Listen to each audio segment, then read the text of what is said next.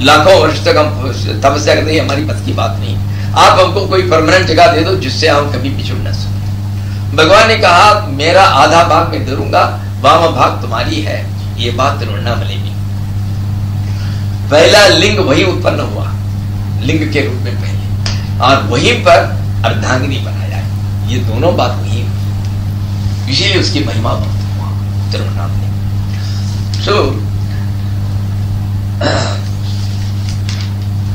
स्वलावण्या शमसा धृत धनुषम, ये जो कामदेव जो थे, स्वलावण्या शमसा धृत धनुषम, अपनी लावण्य अपनी सुंदरता अर्थात पार्वती की सुंदरता को लेकर उसी से भगवान को फंसाने के लिए अपनी धनुष बाण को लेकर जो पुष्पायुध, पुष्प को अपने हथियार बनाने वाले, अपने बाण बनाने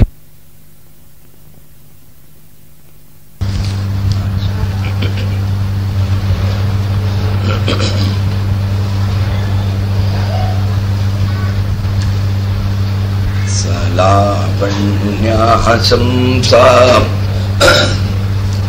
धृतधनुषमन्हाय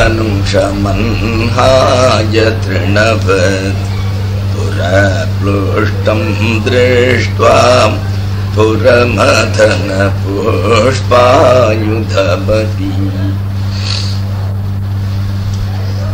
भगवान की ऐसी महिमा का वर्णन यहां हो रहा है जो साधारण मनुष्य को आश्चर्य में डाल देता है। एक तरफ तो भगवान के पास कामदेव आकर जब साधारण मनुष्य जैसे उनको समझकर उनके मन में काम की उद्दीपना उत्तेजना करना चाहता था, उसको देखते ही उनको भस्मसात कर दिया ताकि दुनिया में कभी कामदेव न रहे, कामदेव किसी का नुकसान न पहुंचे। इस तरह जिसके पास कामना की वासना दूर तक नहीं आ सकता, वही शंकर पार्वती जी के सौंदर्य से मुग्ध होकर पार्वती जी को अपने शरीर का ही आधा भाग उनको शाश्वत रूप से दे दिया था। ये कितनी विरोध की बात है। एक तरह से काम उसके पास आ ही नहीं सकता, दूसरी तरह से किसी स्त्री से अर्थात पार्वती जी के सौंदर्यता से मुग्ध होकर उनको आधा शरीर दे दिया था। स्वलावण्या शमसा धृतम धृत धनुषम, कामदेव जो हाथ में धनुष लेकर आए, धनुष क्यों लेकर आए? स्वलावण्या शमसा धृत धनुषम, लावण्य आशंसा धृत धनुषम। पार्वती जी की सौंदर्यता इतनी अपार है, इसमें जरूर शंकर भगवान मुग्ध हो जाएंगे। हम थोड़ी सी प्रयत्न करें तो उनको उसमें फंसा देंगे, वो वशीभूत हो जाएंगे। अर्थात देवताओं के कुछ कार्य होना था। एक तारकासुर लोगों की बहुत पीड़ा देते थे और एक अशरीर वाणी हुई, इस तारकासुर को मारने वाला दुनिया में कोई नहीं है, शंकर का जो पुत्र उत्पन्न होगा वही इस तारकासुर का वध कर सकता है। अरे शंकर जी तो अकेले बैठे हैं, उनकी पहली पत्नी सती देवी तो अपने आप को आहुति दे डाली अपने पिताजी के दक्ष यज्ञ में। अब वो किसी के मुख भी उठाकर नहीं देखते, वो तो बिल्कुल समाधि निमग्न हो गई है, कई हजार सालों तक समाधि में निमग्न रहे। इसीलिए देवता लोग कामदेव को भेजा था कि वो जाकर थोड़ा सा पार्वती जी के साथ, क्योंकि तब तक सती देवी पार्वती के रूप में उत्पन्न होकर हिमवान की पुत्री बनी और वो शिवजी की खूब सेवा करती रही। यद्यपि शिवजी आंख उठाकर उनको देखा नहीं, वो तो अपनी तपस्या में लीन रहे। और उसी समय की बात है, तृणवते पुरपृष्ठम दृष्ट्वा, इतने बड़े कामदेव बिल्कुल जैसे किसी ने एक तिनके को भस्मसात कर डालते हैं, जला देते हैं, इसी तरह अपनी तीसरे आंख को उठाकर उस कामदेव को बिल्कुल 1 सेकंड में भस्म कर दिया था। पुरमथन पुष्पायुधबपि, पुरमथन संबोधन करते हैं ये इस स्तोत्र के रचयिता पुष्पदंत। कहते हैं हे पुरमथन, अरे महाराज ये तो आपकी आदत ही पड़ी है, जिसको देखा उसको आपने जला दिया। वो त्रिपुरासुर था, उनको भी तो आपने ऐसे ही जलाया, इसीलिए उनको संबोधन करते हैं पुरमथन। त्रिपुर को जिसने ध्वंस किया वो शिवजी महाराज। यदि स्त्रैणम देवी यमनिरत देहाद घटना, इतनी होते हुए भी, इसको खुद अपने आंखों से देखते हुए भी,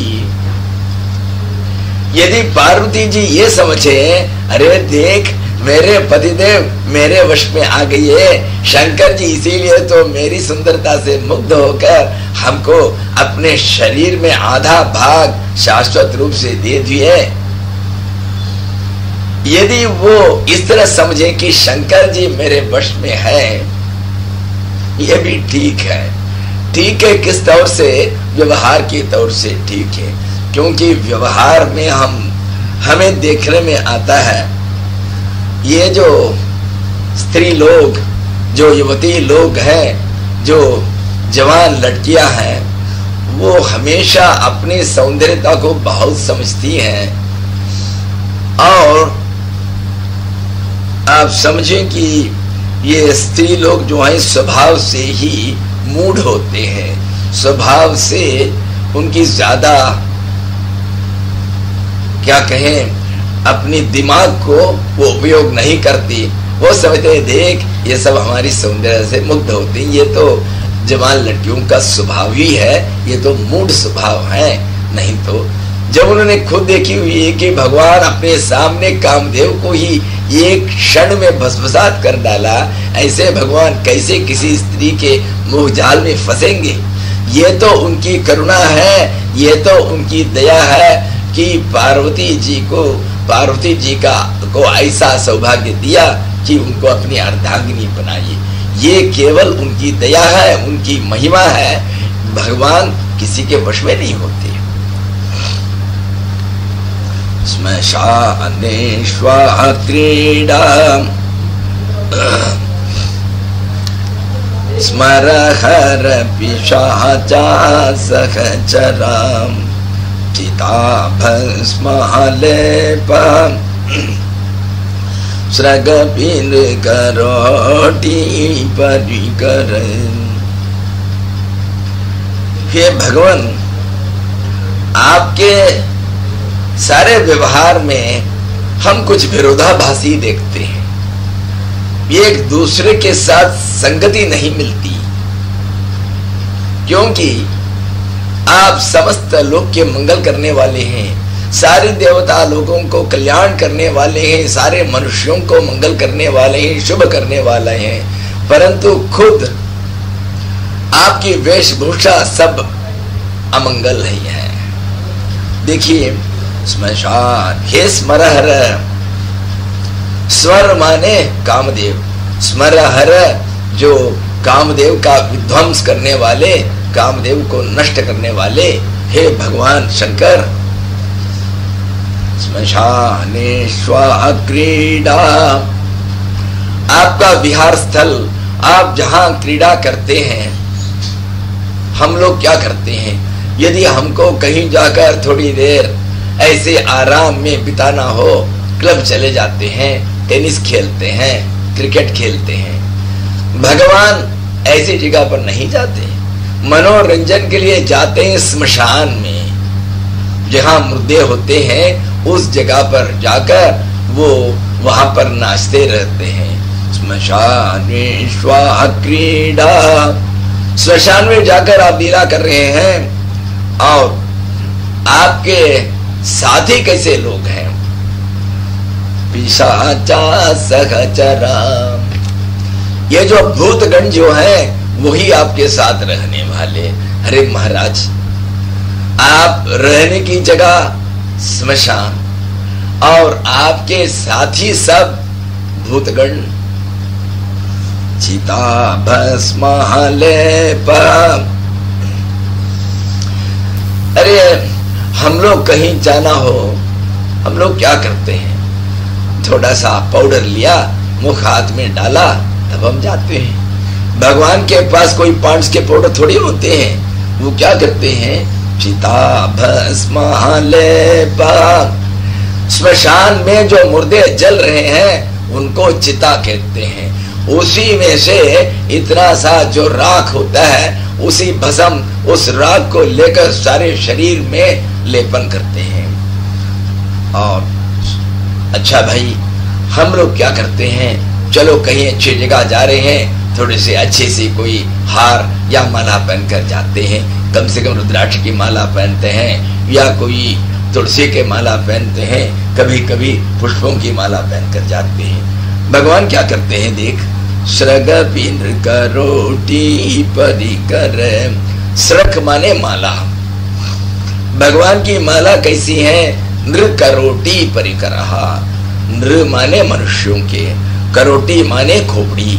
मनुष्यों के खोपड़ी से लेकर एक माला बनाकर अपने गले में डाले हुए हैं। भैया, इनकी वेशभूषा कितना भयानक, कितना डरावना। अमंगल्यम शीलम तव भवतु नामैव अखिलम। एवं इस तरह जैसे मैं अब तक बताया गया, इसी तरह अखिलम शीलम, आपका सारा आचार व्यवहार ये सब जो है अमंगल्यम तब भवतु नाम है। सारे अमंगल ही अमंगल हैं, अशुभ हैं। साधारण लोग तो ऐसे करेंगे ही नहीं। ऐसे दूसरों को जुगुप्सा देने वाली ऐसे काम आप करते हैं, इसलिए आपका सारा आचार बिल्कुल अमंगल का रूप है। अरे जाने दो, रहने दो, क्योंकि भाई तथापि स्मर्तॄणाम वरद परम मंगलमसि। आपकी वेशभूषा जितनी भी अमंगल हो, परंतु आपका जो ये एक सद्गुण है भाई, उसके सामने ये सब कुछ टिक नहीं सकता। वो कौन सा सद्गुण है? स्मर्तॄणाम परम मंगलमसि, हे वरद, सब वर देने वाले, वांछित फल को देने वाले, जो जो इच्छाएं कामनाएं हमारे मन में होती हैं, उन सबको पूर्ति करने वाले, हे वरद, वर देने वाले। स्मर्तॄणाम परमं मंगलमसि, जो लोग एक बार आपका स्मरण करें, तीव्र रूप से आपका स्मरण करें और प्रार्थना करें, हे भगवान हमारी रक्षा करो, हमको ये चाहिए वो चाहिए, मैं गरीब हूँ, हमें कुछ धन चाहिए। तो इस तरह करके जो स्मरण करते हुए भगवान से प्रार्थना करते हैं, उनके लिए तो भाई परमं मंगलमसि, सारे मंगल देने वाले, उच्च से उच्च कोटि के मंगल। कौन सी है उच्च से उच्च कोटि का मंगल? अरे धन वगैरह तो कोई मंगल नहीं है। आखिरी में तो इससे तो मुसीबत में ही हम फंस जाते हैं। जितना ज्यादा पैसा हो तब तो इनकम टैक्स का चक्कर, इसका चक्कर, सीबीआई का चक्कर, इसी में आ जाते हैं। परंतु सबसे मंगलकारी कौन सी है? वो है मोक्ष, वो है मुक्ति, ताकि आगे कोई जन्म मरण ही न हो, बस यही हमारे आखिरी जन्म हो, ईश्वर हो जाती। इससे इसकी अपेक्षा कोई ज्यादा मंगल, ज्यादा कल्याण, ज्यादा भलाई दुनिया में कुछ हो ही नहीं सकता। वरद परमं मंगलमसि, परमं मंगलमसि, बिल्कुल मोक्ष जैसे सबसे उच्च श्रेणी का मंगल या कल्याण देने वाले आप है महाराज। मन प्रत्यक्षित सविधम वधायात मरुता प्रकृष्य द्रोमाणां प्रमद सलिलो संगीत दृश्यम यदालोक्याह्लादो हृदयैव निमज्जामृतमये दधात्यन्तस्तत्त्वं किमपि यमिनस्तत्किल भवन्। हे भगवान, आपका स्मरण करते ही बिल्कुल अमृत जैसा अनुभव हो जाता है। अमृत पाने से जितना आनंद मिलेगा उतना आनंद केवल आपके स्मरण से मिल जाता है। अरे किस तरह के लोगों को मिलता है, ये कैसा संभव है? इसके लिए थोड़ी सी साधना करनी पड़ती है भाई। कौन सी साधना करें? प्रत्यक मनः शविधम चित्ते अवधाय आत्मरुतः। आत्मरुतः अपने श्वास प्रतिश्वास जो होता रहता है उसको रोकना पड़ेगा। अपने श्वास को, अपने प्राण को रोको, प्राणायाम करो। प्राणायाम करने से क्या होता है? हमारा मन और हमारा इंद्रिय हमेशा बाहर ही रहता है, दुनिया के विषयों में रहता है, टीवी को देखता है, बाहर के जो गाने को सुनता है, परंतु अंदर नहीं जाता। हमारे अंदर सुंदर आवाज हमेशा नाहत में होती रहती है, उससे बढ़िया गाना कहीं नहीं मिलेगा, परंतु सुनने वाला कौन है? उसको साधारण रूप से तो सुन नहीं सकते। जब तक आप सारी बाहरी आवाज को रोककर केवल अपने चित्त को अंतर्मुख करके एकाग्र चित्त के साथ जब तक आप ध्यान न दें, जो अंदर की अपनी जो मधुर मीठी वाणी जो निकलती रहती है उसको आप सुन नहीं सकते हैं।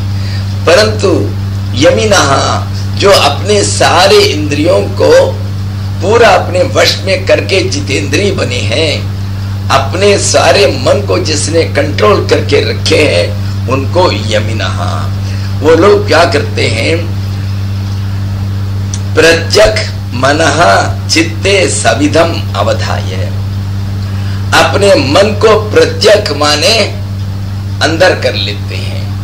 अंदर करके अपने चित्त में जो विधि शास्त्रों में कहा गया है, इसी तरह बिल्कुल एकाग्र होकर आत्मरुतः अपने प्राण को रोककर प्रहृष्यद रोमाणः। इस तरह जब आपके स्वरूप के ऊपर स्वरूप का ही चिंतन करते रहते हैं, तब भक्ति के परिपाक से उनका सारा शरीर पुलकित हो जाता है। प्रहृष्यद रोमाणः, उनके रोम रोम में हर्ष भरित हो जाते हैं। प्रमद सलिलोत्संगित दृश्यः, उनके आंखें जो हैं उसमें पानी भर जाता है। उनके अत्यधिक आनंद या हर्ष के कारण आंखों से आंसू निकलते हैं। दो तरह के आंसू होते हैं, जब दुख आता है तब भी आंसू आ जाता है, जब आनंद आता है तब भी वो आंसू आ जाता है। इसीलिए अब उनको इतना आनंद मिला भगवान के स्मरण करने से, उनके आंखों में पूरे आंसू भरित हो जाते हैं। यदालोक्याह्लादं हृदयैव निमज्जामृतमये। यदालोक्य, जिस भगवान के स्मरण करते करते, उनके स्वरूप का चिंतन करते, जब उनको देख लेते हैं अंदर से, भगवान को बाहर नहीं देख सकते हैं, अंतर्मुख करो, एकाग्र करो, एकाग्र चित्त से अनन्य भाव से जब भगवान का स्मरण करेंगे, तब उस आनंद को देखकर क्या होता है? ऐसा मालूम पड़ता है कि कहीं कोई ऐसी जगह है जहां पर पूरा अमृत भरा हुआ कोई कुंड है। हृद माने कुंड, अमृतमये हृदय निमज्जैव, पूरा अमृत भरे कोई कुंड है, उसमें यदि आप पूरा उसके अंदर डूब गए तब कितना आनंद मिलेगा भैया। अमृत को पीने से सिर्फ आनंद नहीं, अमृत को देखने से ही आनंद है, अमृत का स्पर्श करने से ही आनंद है। सो इसीलिए पूरे अमृतमय कुंड में कोई डूबे हुए तब उनको कितना आनंद मिलेगा, उतना आनंद इन साधकों को जिन्होंने संयम कर लिया, अपनी इंद्रियों को अपने वश में डालकर जो प्राणायाम करके एकाग्र चित्त से भगवान की उपासना करते हैं। दधत अंतस्तत्वम किमपि, आपके जो परम रूप, जो तत्व स्वरूप जो है उसको वो अंदर देखने लगते हैं, अपने हृदय के अंदर जब देखने लगते हैं भैया, सो इस तरह जो स्वरूप उन सन्यासियों को, उन महर्षियों को अंदर जो दिखाई पड़ता है वो आप ही हैं भगवान, तत्किल भगवान, वो आप ही हैं ना।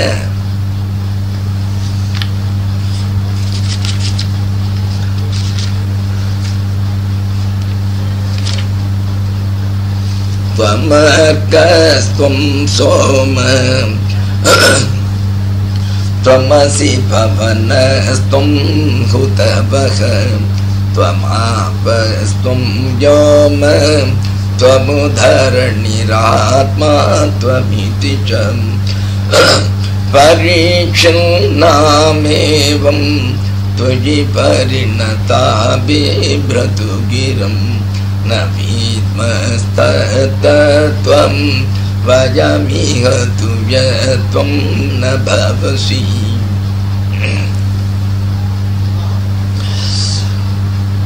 अब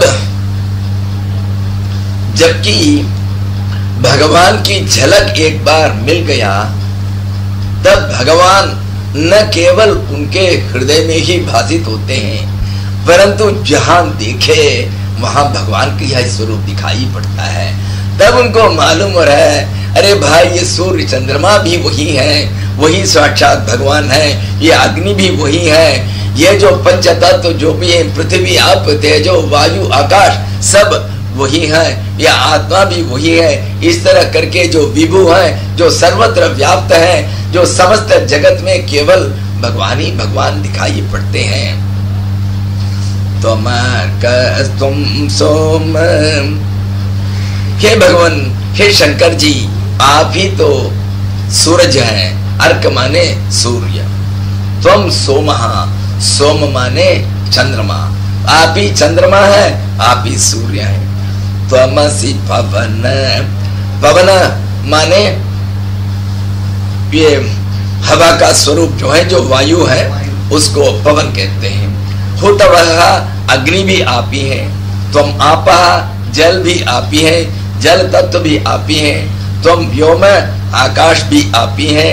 तुम धरणी, ये सारी पृथ्वी के स्वरूप ये भी आप ही का स्वरूप है। तुम आत्मा, हर एक के अंदर जैसे बल्ब के अंदर बिजली चमकती है, उसी से उसके अंदर रोशनी आ जाती, इसी तरह इस शरीर के अंदर, सारे जीवों के शरीर के अंदर जो स्फूर्ति, जो शक्ति का स्फुरण है, जिसकी वजह से हम लोग काम करते हैं, वही आत्मा है। वो आत्मा भी आप ही है। परीक्षन्नामेवं त्वयि परिणतः बिभ्रतु गिरं। इस तरह करके संसार के कई तरह के जो विविध रूप के, परिच्छिन्न माने इधर उधर बिखरे हुए, कभी सूरज के कहते हैं कि तुम ही भगवान हो, कभी चंद्रमा को कहते हैं तुम ही भगवान हो, आकाश को तुम ही भगवान हो, इस तरह करके जो लिमिट करके, लिमिटेशन, परिच्छिन्न माने उसको हम सीमित कर देते हैं। जब तुम किसी को कहा जो सब कुछ है, उनको कहा तुम चंद्रमा हो, वो चंद्रमा केवल नहीं है, वो तो सब कुछ है। तो इसी से यदि हम कहें किसी को तुम सूरज हो, तुम चंद्रमा हो, तुम आकाश हो, हम उनकी महिमा को सीमित कर देते हैं। सो इस तरह जो लोग अपनी वाणी से भगवान को सीमित कर देते हैं, उनको करने दो भैया, क्योंकि मेरी बुद्धि से तो हम लोग तो ये समझते हैं कि दुनिया में ऐसे कौन से तत्व है भैया जो आप नहीं बनते? समस्त चीज आप ही है। इसलिए यदि मैं कहूं आप सूरज है, मैं आपको सीमित कर देता हूं। यदि मैं कहूं आपको सब कुछ है, आप सर्वस्व है, तब आप असीम है। न विद्मस्तत्त्वं वयम तत्तत्त्वं न विद्मः। वयम हम लोग उस तत्व को नहीं जानते भैया।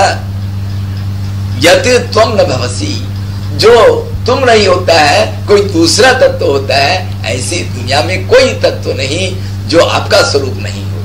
जितने भी दुनिया के तत्व हैं, चाहे आकाश हो, चाहे धरणी पृथ्वी हो, चाहे चंद्रमा हो, सारे तत्व आप ही के स्वरूप हैं। आपके अलावा कोई दूसरी चीज समस्त विश्व में कुछ है ही नहीं। त्रयीं तिस्रो वृत्तिं त्रिभुवनमथो त्रीणपि सुरान् अकाराद्जीवनै त्रिभिरभिदधति न विकृतिं तुरीयते धाम ध्वनिभिरवरुन्धान बणुभिः समस्तं व्यस्तं त्वां शरणद गृह्णात्योमिति पदम्।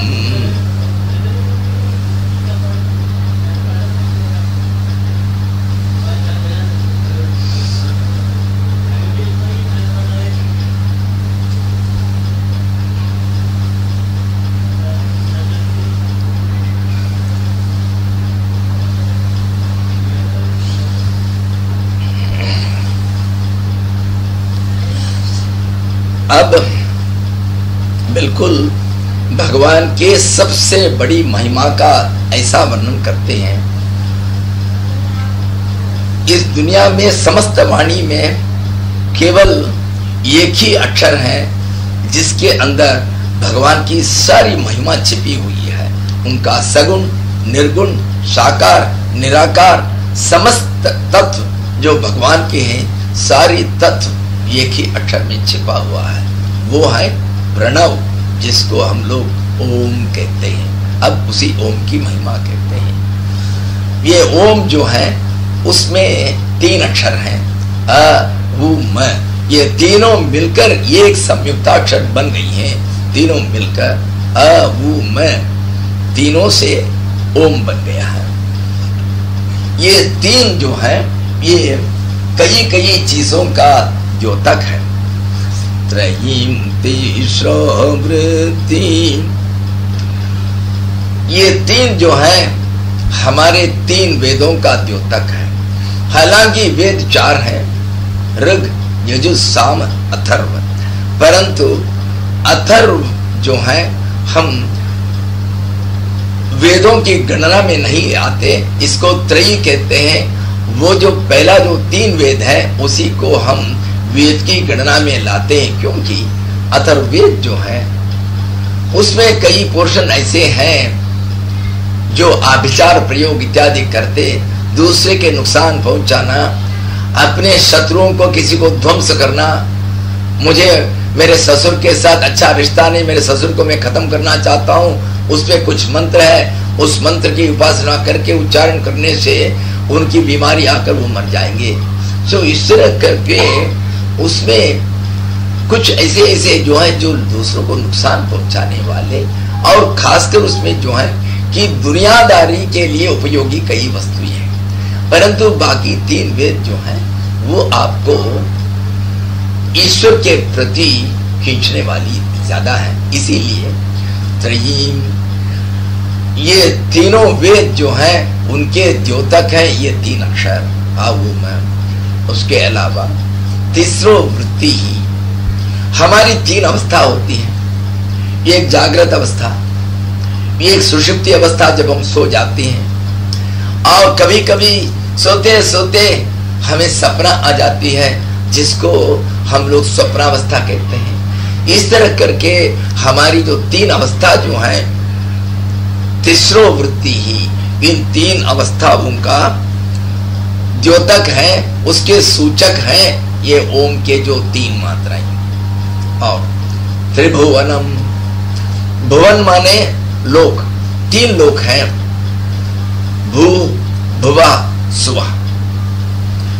भू ये भूमि जो है, ये पृथ्वी जो है, और भुवा माने एक आकाश का अंतरिक्ष लोक बीच में होते हैं जिसको हम लोग पितृलोक कहते हैं।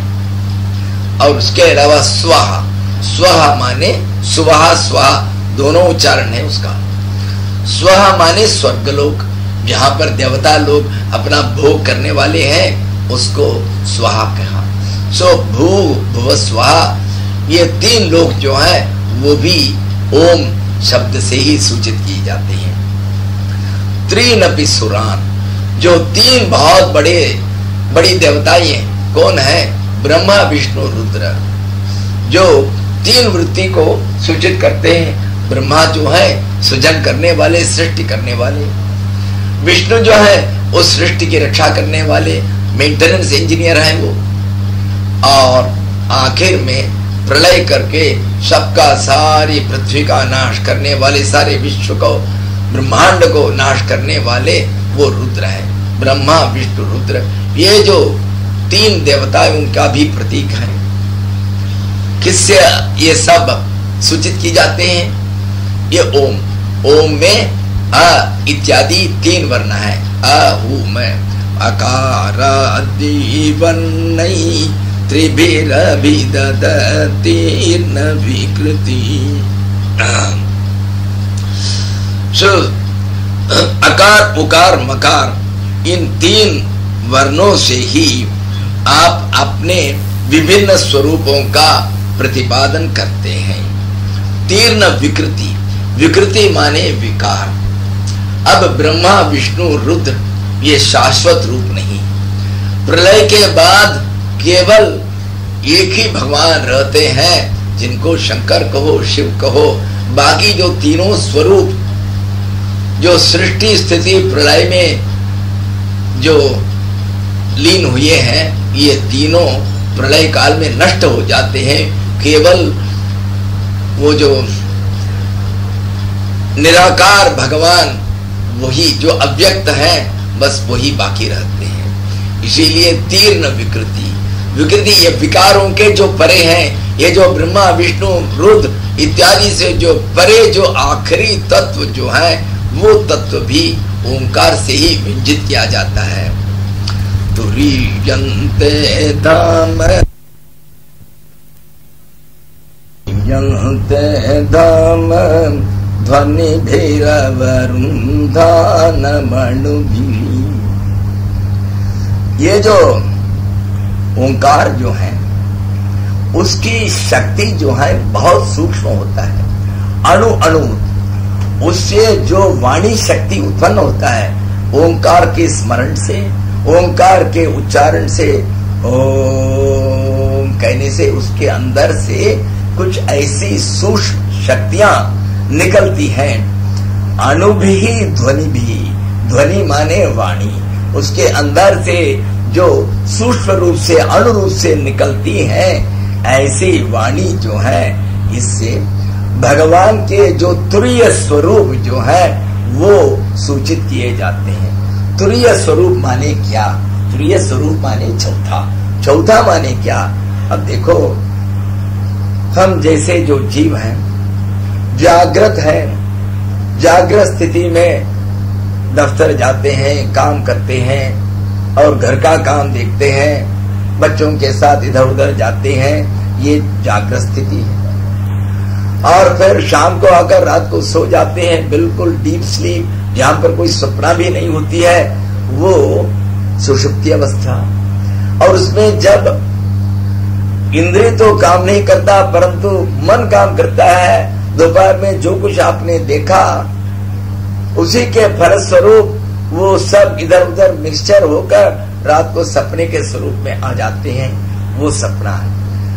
परंतु जो भगवान जो है वो तीनों स्वरूप में वही है, जागृत होने वाले भी वही हैं और सपने देखने वाले भी वही हैं और रात को सोने वाले भी वही हैं। नहीं तो रात को जब सोते हैं आपको अपना आपा नहीं रहा, आप नहीं जानते कि आप हैं, आप नहीं जानते कि सारी जगत है, आप नहीं जानते कि मकान है कि नहीं। तो इस तरह बेसुध होकर जब आप सोते हैं, सवेरे उठकर आप कहते हैं भाई रात को खूब सोया, आनंद से सोया।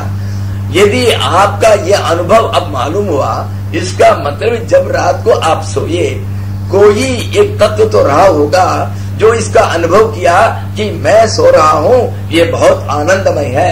इसका अनुभव किसको हुआ? वही जो आपका आत्मा जो है उसी को हुआ।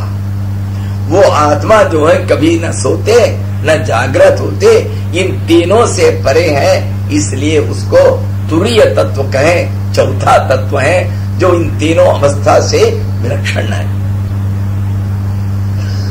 समस्तम व्यस्तम त्वाम शरणद, हे शरणद, जो संसार के दुखों से जो पीड़ित होते हैं उन सबको शरण देने वाले हे भगवन शरणद। समस्तम व्यस्तम त्वाम ओम इति पदम गृणाति। ये ओम, ये जो अक्षर जो है, ये जो शब्द जो है, ये त्वाम गृणाति, आप ही की प्रशंसा करता है, आप ही की स्तुति करता है। आपकी स्तुति किस रूप में करता है? समस्तम व्यस्तम। आप जो जगत के रूप में है, सारी जगत में व्याप्त है, सारी जीवों में व्याप्त है। अर्थात ये जो हमें दुनिया दिख पड़ती है, जो जगत दिख पड़ती है, इस जगत में जानवर, पशु, पक्षी, मनुष्य इत्यादि जो विविध रूप जो दिखाई पड़ते हैं, इन सब में भी वही भगवान ही है। ये जो विविधता जो दिखाई पड़ती है, ये केवल भ्रम है। रात को आप ही अकेले थे, सपने में 20 हाथी आए। कहां से आए भैया? ये सब तुम्हारा ही स्वरूप था, तुम्हारा ही मन का ही खेल है, वही 20 हाथी के स्वरूप ले लिया है। नहीं तो वहां आपके छोटे से कमरे के अंदर हाथी कहां से आ सकता है? आपने तो उसके अंदर जो चटकनी डाल रखी है, अंदर नहीं आ सकता है, फिर कहां से आया? ये सब आप ही के मन की कल्पना है। इसी तरह ये जो सारी जगत जो है, ये उसी भगवान की कल्पना है। मैं, तुम, सारे जीव, सारे प्राणियां सब उसी भगवान के कल्पना मात्र हैं। हम अपने आप को कोई अलग कोई सृष्टि समझते हैं, हम सब भगवान की सपन की सृष्टि है। सपन देखने वाले भगवान, हम सब सपन की चीजें हैं, अपने आप को ठोस समझ रहे हैं, वास्तविक समझ रहे हैं। जैसे कि सपने में जो शेर आया, आप समझे कि वो कोई ठोस चीज है, वास्तविक चीज है, परंतु वो है ही नहीं, वो तो मिथ्या है। इसी तरह ये भी, इसलिए आपके समस्त रूप में, समस्त दुनिया के रूप में, समस्त विश्व के रूप में भी यही ओम पद आपको, आपकी स्तुति करती है।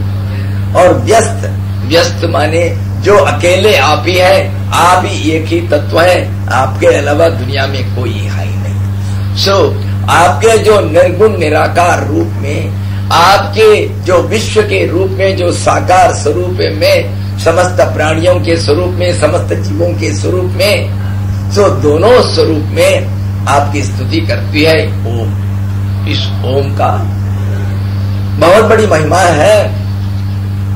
एक बार रमन महर्षि के पास कोई गई, एक नोटबुक लेकर गई, और कहा कि महाराज इसमें ओम के बारे में कुछ लिखिएगा। भगवान ने केवल, भगवान रमन ने एक श्लोक लिखा, एकमक्षरम एकमक्षरम भासते स्वयं। ये तो एक ही अक्षर है भैया, ये अपने आप भासमान है, जाज्वल्यमान है। लिख्यते कथम, इसके बारे में क्या लिखे भैया? कोई कुछ लिख नहीं सकते, इसकी महिमा अपार है। भव सर्वो रुद्र पशुपति रथोग्र सहमहं तथा भीमेशानां वितेयद विधानाष्टकमिदम् अमुष्मिन् प्रत्येकं प्रविचरति देव श्रुतिरपि प्रियायास्मै धाम्ने प्रणिहित नमस्योऽस्मि भवते।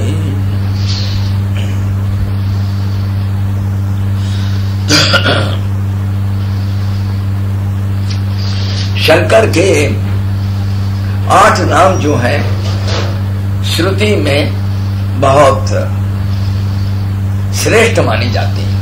शंकर के तो हजारों नाम हैं, परंतु उसमें से 8 नाम जो हैं उच्च श्रेणियों में गिने जाते हैं। वो है भव, नमो भवाय च रुद्राय च नमः सर्वाय च पशुपतये च। रुद्री एक भाग होता है श्रुति में, उसमें पूरा शिव जी की ही स्तुति है, रुद्र की स्तुति है, उसको रुद्री कहते हैं। इसी तरह उसको नमक भी कहते हैं। ये तीनों वेदों में आता है। ये रुद्री जो है ये ऋग्वेद में भी है, ये सामवेद में भी है, ये यजुर्वेद में भी है। और यजुर्वेद में 2 यजुर्वेद है, एक शुक्ल यजुर्वेद, एक कृष्ण यजुर्वेद, दोनों में भी है। भगवान के जो 8 नाम कौन है?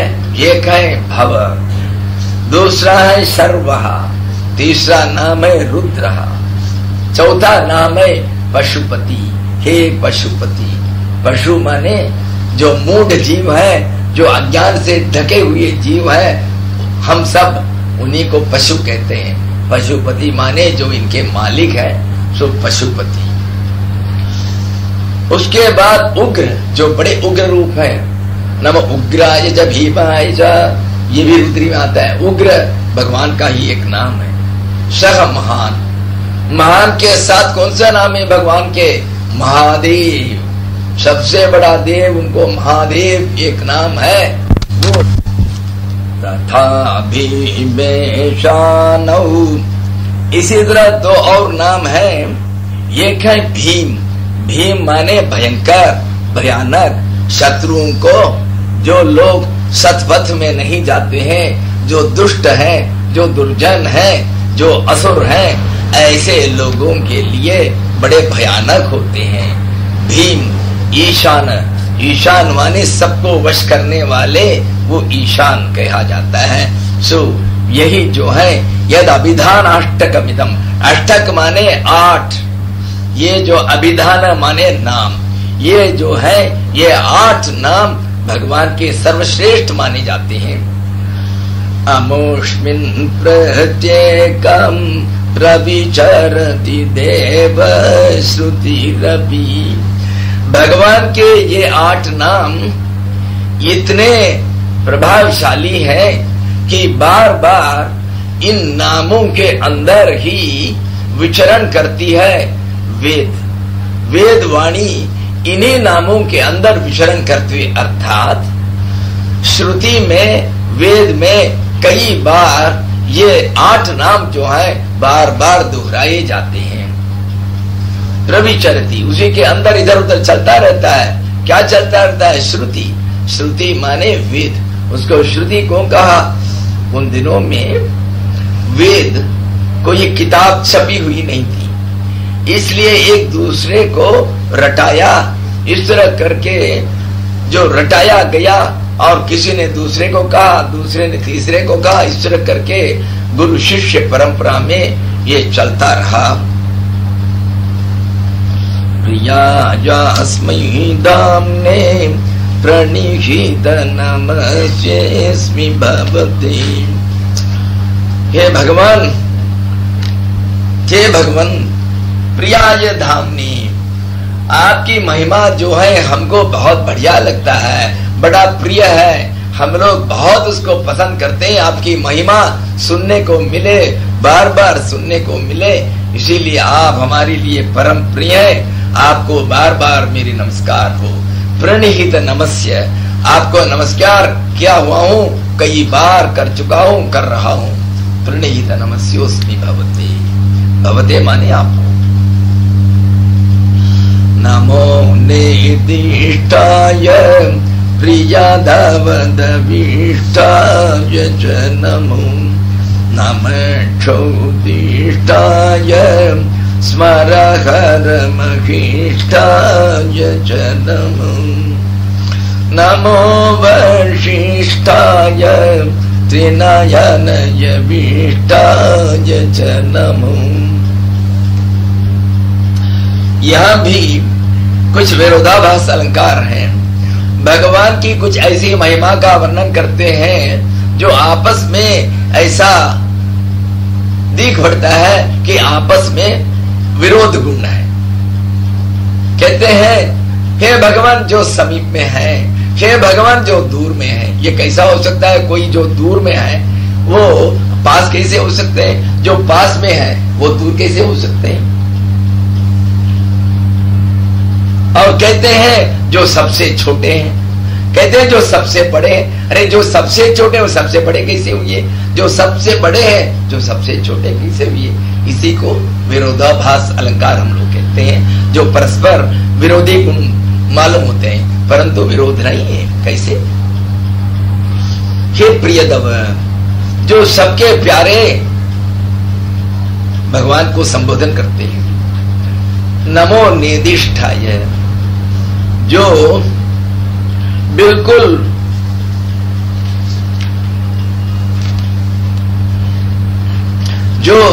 बिल्कुल पास में निकटवर्ती हैं, आपको मेरे नमस्कार हो।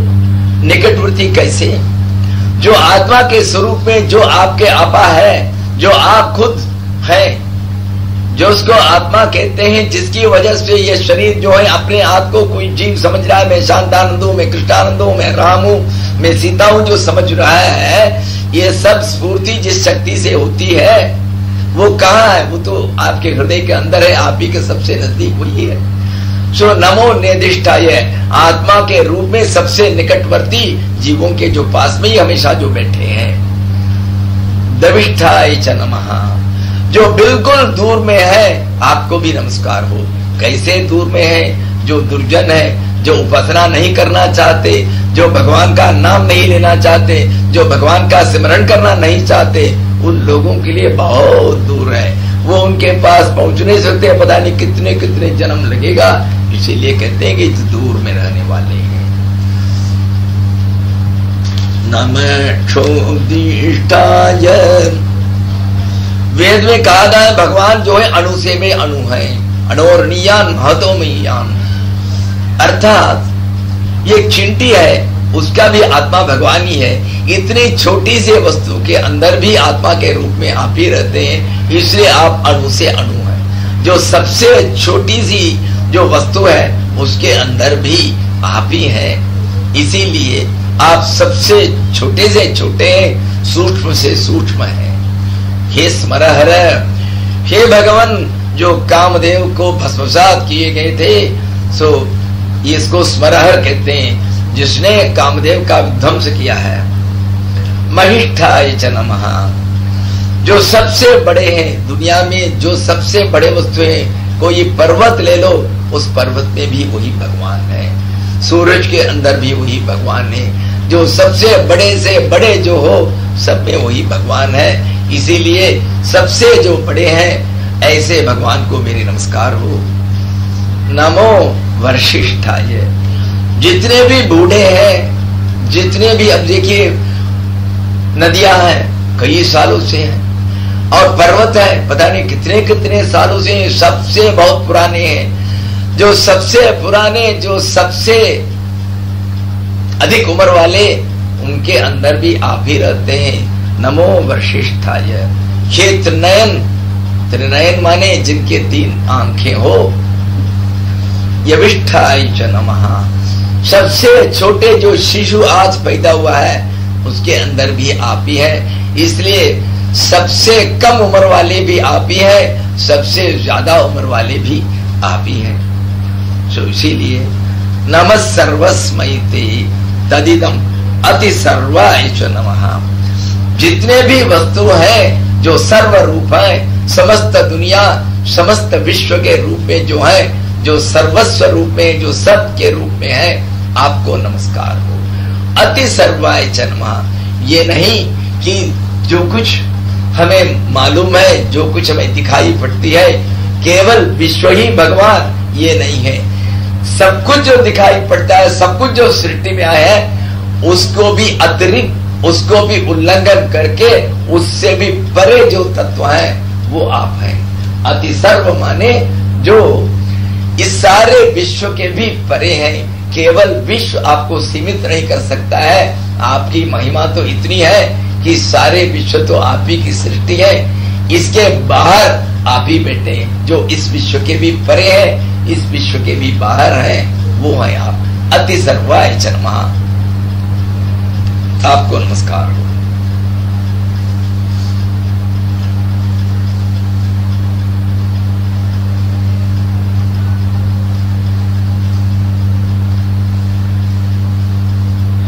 कृष्ण परिणति चेता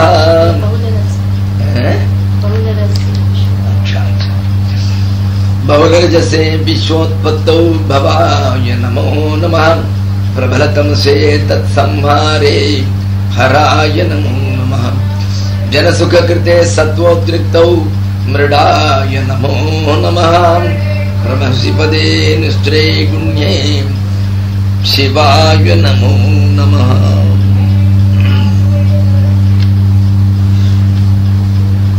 जो भगवान शंकर जो ब्रह्मा के रूप में सृष्टि करते हैं, जो विष्णु के रूप में पालन करते हैं, पालन करता है, और जो रुद्र के रूप में सबके संहार करने वाले हैं, ये जो तीन गुण वाले भगवान, और आखिर में जो शिवजी के रूप में जो तीनों गुणों से परे हैं, जिनके अंदर न तमो गुण है, न सत्व गुण है, न रजो गुण है, उस भगवान को मेरी नमस्कार हो। दुनिया की उत्पत्ति कब होती है? देखिए, भगवान की शक्ति को हम लोग प्रकृति कहते हैं। भगवान की ये जो प्रकृति शक्ति है वो दिखाई नहीं देती है। किसी ने बिजली को आज तक देखा? आपने बल्ब को देखा, रोशनी को देखा, परंतु बिजली को आज तक कभी नहीं देखा। आपको मालूम है कि बिजली जो है कितने नाटे, कितने ऊंचे, कितना मोटा है, कौन सा रंग है, कुछ नहीं पता। इसी तरह ये जो प्रकृति जो है ये अव्यक्त है, अव्यक्त रूप से है। उसके अंदर क्या है? ये तीन गुणों से बनी हुई है। जब तीनों गुण उसमें सम अनुपात में रहते हैं तब तक वो अव्यक्त रहता है। परंतु भगवान की इच्छा से एकाएक उसमें रजोगुण की मात्रा ज्यादा हो जाता है और बाकी की मात्रा कम होता है। तब वो शुद्ध होकर उसी में से ये सृष्टि हो जाती है। जब रजोगुण ज्यादा हो गया तब सृष्टि होता है। बहुल रजसे विश्वोत्पत्तौ भवाय नमो नमः। रजस की अधिकता या बाहुल्य जब हुआ, बहुल रजसे, जब रजोगुण जब ज्यादा हुआ, उस समय पर सारी विश्व की उत्पत्ति जो हुई, उस उत्पत्ति के कारणभूत जो ब्रह्मा जी के रूप में है, जो भव है, उनको मेरी नमस्कार।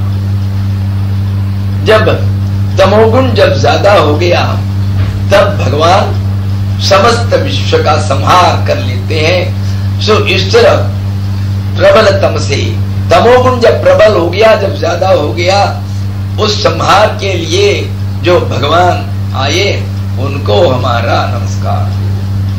जन सुख कृते सत्वोद्रिक्तौ मृडाय नमो नमः। और विश्व के समग्र प्राणियों के सुख के लिए, कब सुख होता है? जब कोई आपको रक्षा करते रहते हैं, आपका पालन करते रहते हैं, तब आनंद में रहते हैं। नहीं तो जब आपके सामने मुसीबत होगी, आप डर गए, आपको रक्षा करने वाला जब कोई नहीं हो, तब तो आप बिल्कुल नष्ट अपने आप को समझने लगे। इसीलिए जन सुख कृते, समस्त जनों को सुख करने के लिए, उनको पालन करने के लिए, सत्वोद्रिक्तौ, सत्व गुण की अधिकता जब हुई, उस समय मृड के रूप में, विष्णु के रूप में जो आए, उस भगवान को मेरे नमस्कार हो। ब्रह्मसि पदे निष्ठे गुण्ये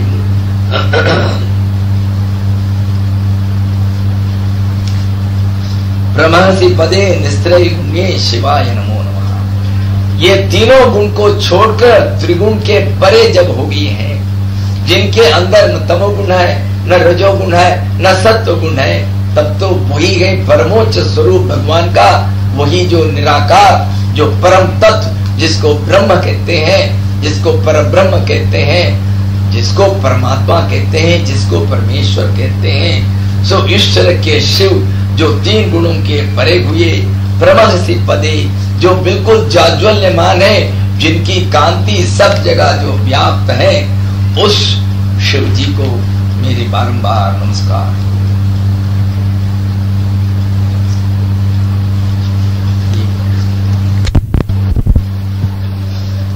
परिणति चेता क्लेशवश्यं क्वचेदं क्वच तव गुणसीमोल्लङ्घिनी शश्वदुद्धि इति जगितममन्दी कृत्यमां भक्तिराधा वरद चरणयोस्ते वाक्य पुष्पोपहार।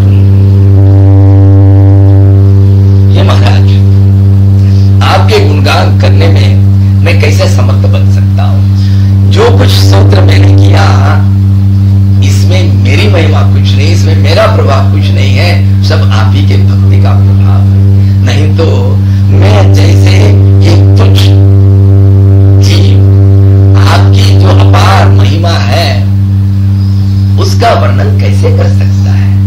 ये तो केवल आप ही के भक्ति का प्रभाव है, आप ही की भक्ति की महिमा है, जो ये जो स्तोत्र रूपी एक हार को आपके चरण कमलों में समर्पित करवाया, ये इसमें मेरी महिमा कुछ नहीं। त्रिशपरिणति चेता क्लेशवश्यं कुचेतम, मेरा जो ये जो मन जो है, देखिए जब मन जो है संतुष्ट रहे और प्रसन्न रहे, तभी तो भगवान की स्तुति कर सकते हैं।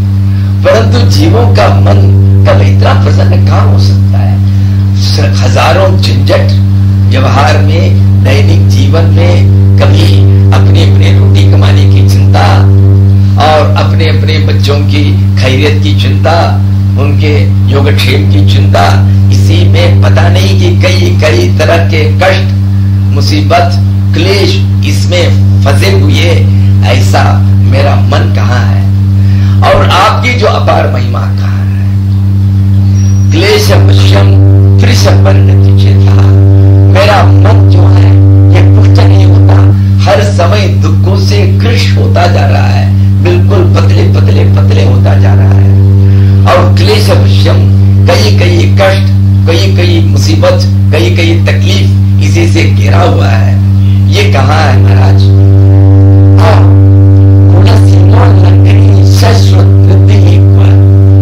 आपकी जो शाश्वत वृद्धि, जो परमानेंट महिमा जो है, जो महिमा कभी घटती नहीं, ऐसे अक्षय आपकी जो महिमा, कैसी महिमा है वो? गुण सीमोल्लंघनी, वो कोई गुण के अंदर नहीं आता है, गुण के सीमा के परे है। न तो वो सत्व गुण के अंदर आ सकता है, न तो वो रजोगुण के अंदर आ सकता है।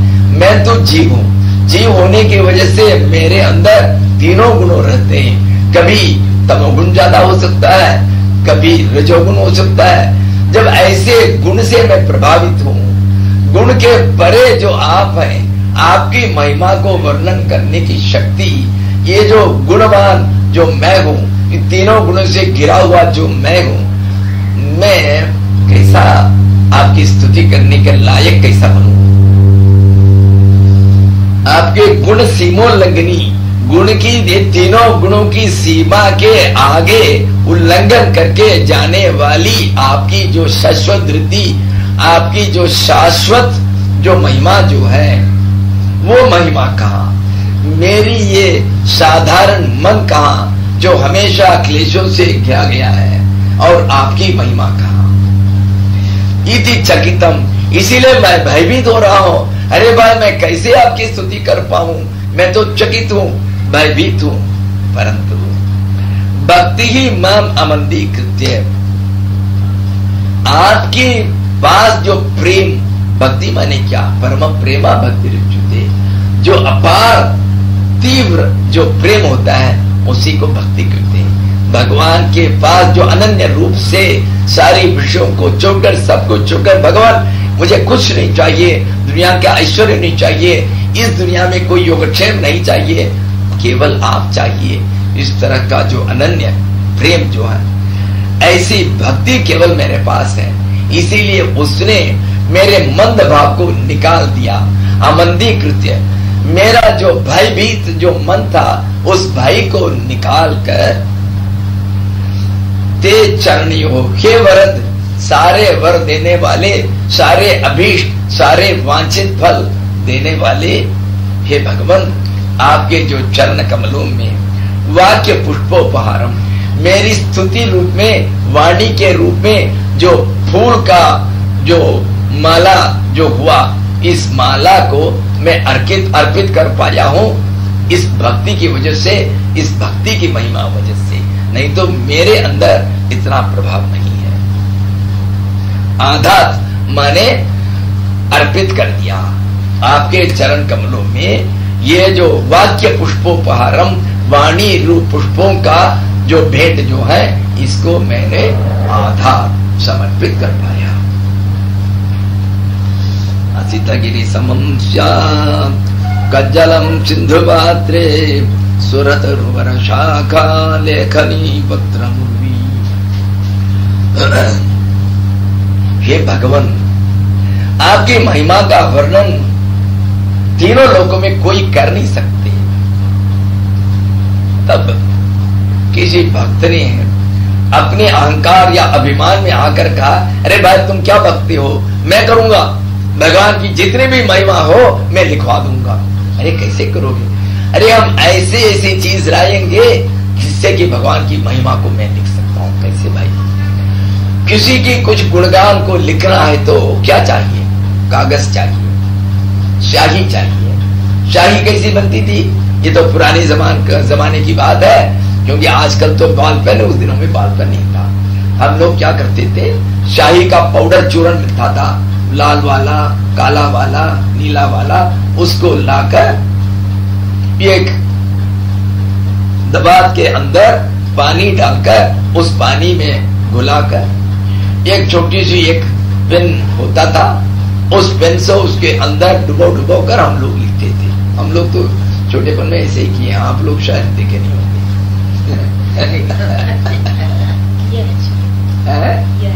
हाँ, हमारे 10वां साल तक जितने भी परीक्षा की, बस इतना सा वो ले आएंगे, उसमें टिप टिप करके लिखेंगे, सारे शरीर में पूरा यहाँ से आई, यहाँ से चाहिए, यहाँ से चाहिए। हमारे पीछे वाले ऐसा करेगा, सारी यहाँ पर पड़ेगा। अब भाई भगवान की इतनी महिमा का लिखने के लिए कितनी स्याही की जरूरत पड़ेगी? इतनी स्याही, इतना जल कहाँ से मिलेगा? इतना चूर्ण कहाँ से मिलेगा तुम्हें? काला चूर्ण हो या कुछ चूर्ण हो, कहाँ से मिलेगा भाई? उसके लिए मैं रखा हूं। असितगिरि समं स्यात् कज्जलम, कज्जलम माने स्याही, स्याही का पाउडर, वो लाल से वो काले स्याही का पाउडर।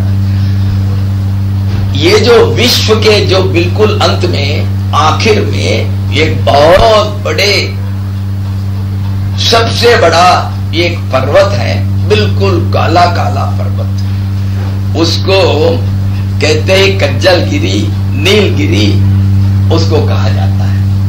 सो जो काला काला अंजनगिरी उसको कहते हैं, अंजन पर्वत, उसी को हम लाकर उसको पूरा पाउडर कर देंगे भाई, और वही जो है कज्जल बनेगा। कज्जल माने स्याही का पाउडर, काजल इसीलिए हम लोग कहते हैं, वो भी तो ऐसा ही है।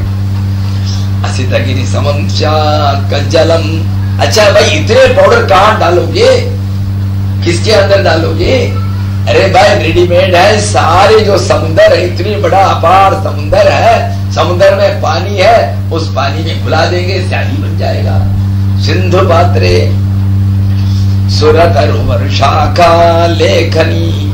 अच्छा, लेखनी जो लिखने का पेन कहां से मिलेगा? इतनी बड़ी, सारे